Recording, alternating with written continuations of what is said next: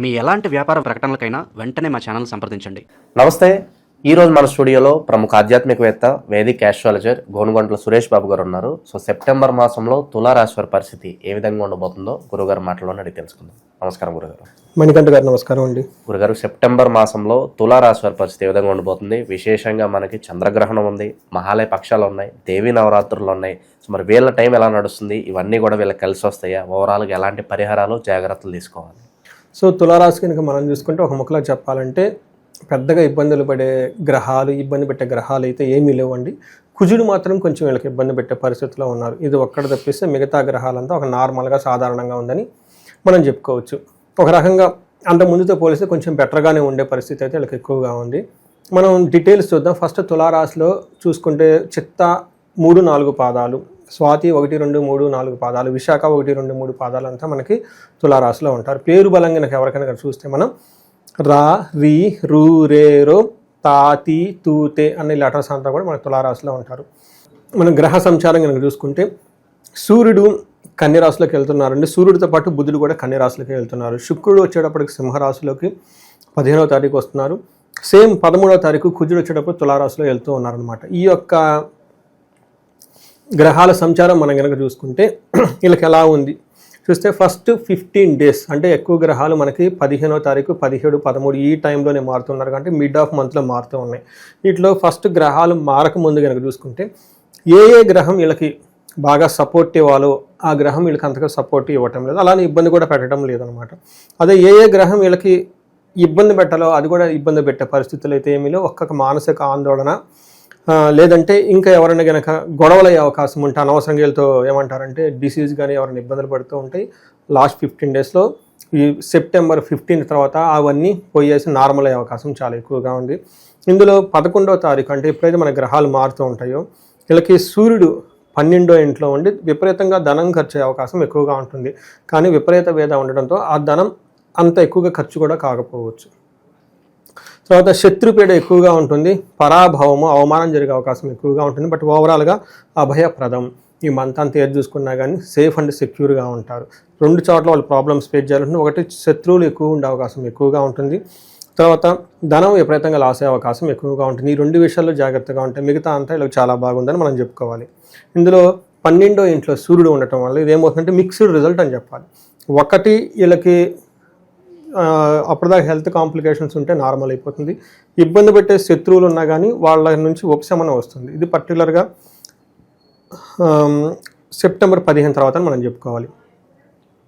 అయితే 12వ ఇంట్లో సూర్యుడు ఉండటం వల్ల ఒక ప్రాబ్లం వీళ్ళు ఫేస్ చేస్తూ ఉంటారు. అయితే వీళ్ళకి చాలా లక్కీ ఆ ప్రాబ్లమ్స్ ఎక్కువగా వీళ్ళకి సఫర్ అవ్వకపోవచ్చు, కానీ కొంతమంది బాధపడే అవకాశం ఎక్కువగా ఉంది వాళ్ళ ఇండివిజువల్ జాతకాన్ని బట్టి. మనకేం చెప్తారంటే స్వస్థైన నాశనం చైవ బంధుమిత్ర రోగ ధనవ్యయ ప్రాణ పర్యంతమాపత్తి అవమానం వ్యయేరవో అని చెప్తారు. అంటే జనరల్గా నార్మల్ వాళ్ళకి ఏం చెప్తారంటే ఈ టైంలో జాబులు పోయే అవకాశం ఎక్కువగా ఉంటుంది. చాలా చాలా కేర్ఫుల్గా ఉండాలి. బంధు రోగ ధనవ్యయం, బంధువులకి రోగాలు రావటం, ధనం వ్యయం అవటం అవుతుంటుంది. అంతేకాకుండా ప్రాణ పర్యంతమాపత్తి అవమానం అంటే జాబ్ ఎప్పుడైతే పోతుందో అవమానం కదండి, ఇన్సల్ట్, ప్రాణం పోయినంత ఫీల్ అవుతుంది. పర్టికులర్గా కొంతమంది ఇప్పుడు ఫారిన్లో ఉంటారండి, వాళ్ళకి ప్రాణమే జాబ్, ఆ జాబ్ గురించే కదా వెళ్ళింది ఫారిన్. లేకుంటే ఎంతమందిని వదులుకొని ఎందుకు పోతారు? అంతెందుకు అంటే హైదరాబాదు, బెంగళూరు, ఢిల్లీ అక్కడికి వెళ్తారు, ఎందుకంటే జాబ్ నిమిత్తం వెళ్తారు. సపోజ్ ఆ జాబ్ పోతే ఇలాంటి అవకాశం ఎక్కువగా ఉంటుంది. అయితే విపరీత ఏదో ఉండటంతో చాలామంది ఒక 80% ఈ ప్రాబ్లమ్స్ బయటపడిపోతారు. కానీ ఒక 20% సఫర్ అయ్యే అవకాశం ఎక్కువగా ఉంది. కొంచెం జాగ్రత్తగా ఉండాలి. ఆదిత్య హృదయ స్తోత్రం చదువుకోవడం చాలా చాలా ముఖ్యం. వీళ్ళు మన్యు పాశుపత అభిషేకం చదువుకోవటం ఇంకా చాలా ముఖ్యం. తర్వాత సుందరకాండ చదువుకోవడం చాలా చాలా ముఖ్యం, ఎందుకంటే రెమెడీ కూడా ఇప్పుడే ఇచ్చేస్తున్నాం కాబట్టి. తర్వాత అయితే మోస్ట్ ఇంపార్టెంట్ ఏంటంటే అండి, మార్స్ ఫస్ట్ హౌస్లో ఉండటం అంత మంచిది కాదు అని చెప్తారు.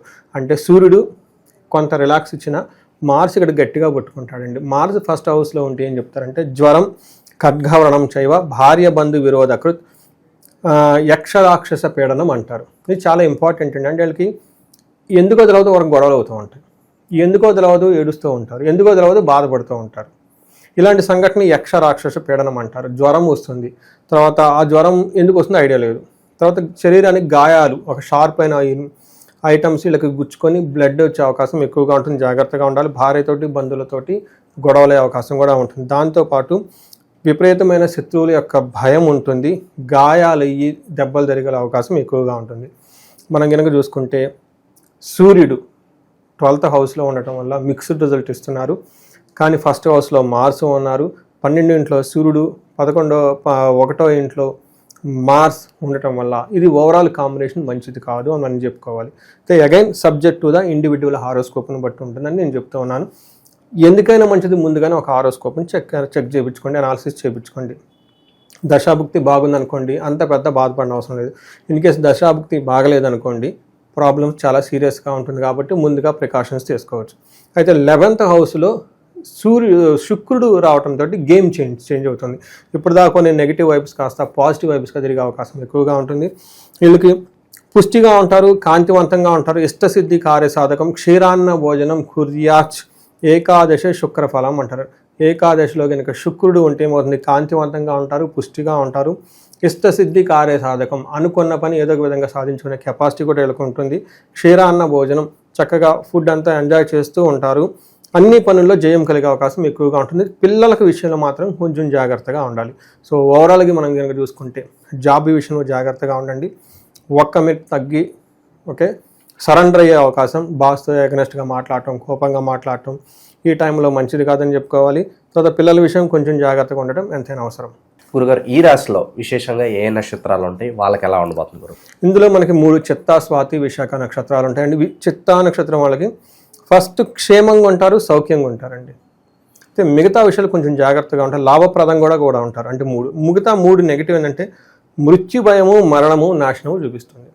ఇక్కడ నాశనము అని వాడామంటే ఏదన్నా పని కనుక చేస్తూ ఉంటాం, దాని తర్వాత ఆగిపోయే అవకాశం ఎక్కువగా ఉంటుంది. పని లేదు కాబట్టి అసలు ఉంటామా లేదా, ఫ్యూచర్ ఉంటుందా అనేది మనకి మరణము అంటారు. అంటే ఇంకొక పని కూడా ఆ టైంలో ముందుకు పోవాల్సింది ఒక పని ఖచ్చితంగా ఆగిపోయి అంతటితో క్లోజ్ అయిపోతుంది, ఫుల్ స్టాప్ అయిపోతుంది. ఆ వర్క్ కానీ, ఆ పని కానీ, వాళ్ళకున్న ఒక ఆలోచన కానీ.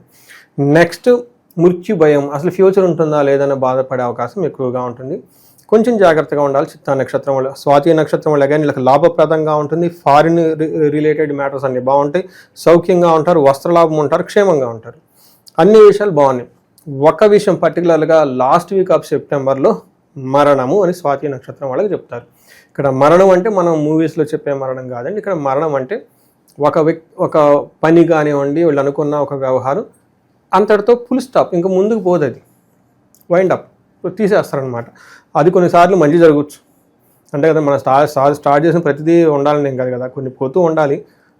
ఈ పోయినప్పుడు కూడా మనం ఎంజాయ్ చేయడానికి వైరాగ్యం అంటారు మరణం. నెక్స్ట్ విశాఖ నక్షత్రం వాళ్ళకి లాభప్రదంగా ఉంటుంది, విదేశాగమనం ఉంటుంది, పరవాసం ఉంటుంది, సౌఖ్యంగా ఉంటారు, క్షేమంగా ఉంటారు, వస్త్రలాభం ఉంటుంది, అన్ని విషయాలు బాగుంది. ఫస్ట్ 13 days ఆఫ్ సెప్టెంబర్ మంత్లో హెల్త్ కాంప్లికేషన్ జాగ్రత్తగా పెట్టుకోవాలి. మనం కనుక చూసుకుంటే చిత్త కంటే స్వాతి బాగుంది, స్వాతి కంటే విశాఖ నక్షత్రం బాగుంది. చిత్తా నక్షత్రం వాళ్ళు కొంచెం జాగ్రత్తగా ఉండాల్సిన అవసరం ఈ 3 నక్షత్రాలతో కంప్లీట్గా కంపేర్ చేసుకుంటే. విశాఖ నక్షత్రం వాళ్ళకి అనుకోని విధంగా ధన నష్టం వచ్చే అవకాశం ఎక్కువగా ఉంది. ఈ వీడియో చూసేవాళ్ళు కామెంట్ కూడా పెట్టమనండి, వాళ్ళు ఎక్స్పీరియన్స్ అయ్యింది మంత్ ఎండ్లో, మనకి సెప్టెంబర్ మంత్ ఎండ్లో మనకు కూడా రిఫరెన్స్ ఉంటుంది, ఎలా ఉంటుంది ఏంటని వేరే వాళ్ళకి కూడా తెలుస్తుంది కదా. సో ఇది మనకి ఓవరాల్గా కనుక చూసుకుంటే ఈ యొక్క రాశి వాళ్ళకి ఎలా ఉందని మనం తెలుసుకోవచ్చండి. ఇంకా విశేషంగా వీళ్ళకి కలిసి రావాలంటే ఎలాంటి పరిహారాలు బాగా అవసరం అంటారు వీళ్ళకి? ఫస్ట్ వీళ్ళకి జాబు ప్లస్ కుజుడు అనుకూలంగా లేరు కాబట్టి అండి, కుజుడికి సంబంధించి గాయత్రి మంత్రం, గాయత్రి హోమం చేసుకోవటం చాలా మంచిది. సుబ్రహ్మణ్యేశ్వర స్వామి భుజంగ స్తోత్రం అని ఉంటుంది, దాన్ని చదువుకోవటం, కందులు 1 kg దానం ఇవ్వటం, ఇవన్నీ మనకి ఒక ఇండివిజువల్గా వాళ్ళు చేసుకోవచ్చు. వీలైతే జాబ్లో ప్రాబ్లం రాకుండా ఉండడానికి ఆదిత్య హృదయ స్తోత్రం ముందుగా చదువుకుంటే చాలా చాలా మంచిది. వీటితో పాటు ఇంకొంచెం మనకి సమస్య తీవ్రత ఎక్కువగా ఉంటే మన్యు పాశుపత అభిషేకం చేసుకోవటం, లేదంటే మహాలక్ష్మి విశేష హోమం, ఎవరైనా బిజినెస్ పీపుల్ కానీ లేదంటే వాళ్ళకి ఎక్కువగా కలిసి రావట్లేదు, ఇబ్బంది పడిపోతున్నాం అనుకున్న వాళ్ళకి మనకి మృత్యుంజయ పాశుపత అభిషేకం కానీ విశేష పూజ ఉంటుంది మహాలక్ష్మి అమ్మవారిది, ఈ 2 చేసుకున్న చాలా బాగా కలిసి వస్తుంది. వీటితో పాటు వాళ్ళు ఇండివిజువల్గా హారోస్కోప్ కనుక చూసుకుంటే భార్యాభర్తల విషయం కానివ్వండి, ఈ టైంలో వీళ్ళకి ఫారిన్ రిలేటెడ్ లేదంటే ఏదైనా పని కానీ బిజినెస్ కానీ చేస్తే మధ్యలో ఆగిపోయి బ్రేకులు వస్తున్నా అవన్నీ ఇంకా ముందుకు పోవడానికి వాళ్ళకి ఇండివిజువల్ జాతకం చూపించుకొని ఆ పర్టికులర్ దశాభుక్తికి సంబంధించిన గ్రహానికి వీళ్ళు శాంతులు చేయించుకున్న లేదంటే అభిషేకాలు చేసుకున్న తర్వాత ఏమంటారు పరిహారాలు చేయించుకుంటే చాలా చక్కగా ఉంటుంది. ఓవరాల్గా క్షేమప్రదంగా ఉంది. ఈ రాశి వాళ్ళకి ఇంకా బాగుండాలని చెప్పేసి మనం కోరుకుందామండి. ఓవరాల్గా తులారాశి వాళ్ళ పరిస్థితి సెప్టెంబర్ మాసంలో ఏ విధంగా ఉండబోతుందో చాలా బాగా వివరించారు. ధన్యవాదాలు. ధన్యవాదాలండి.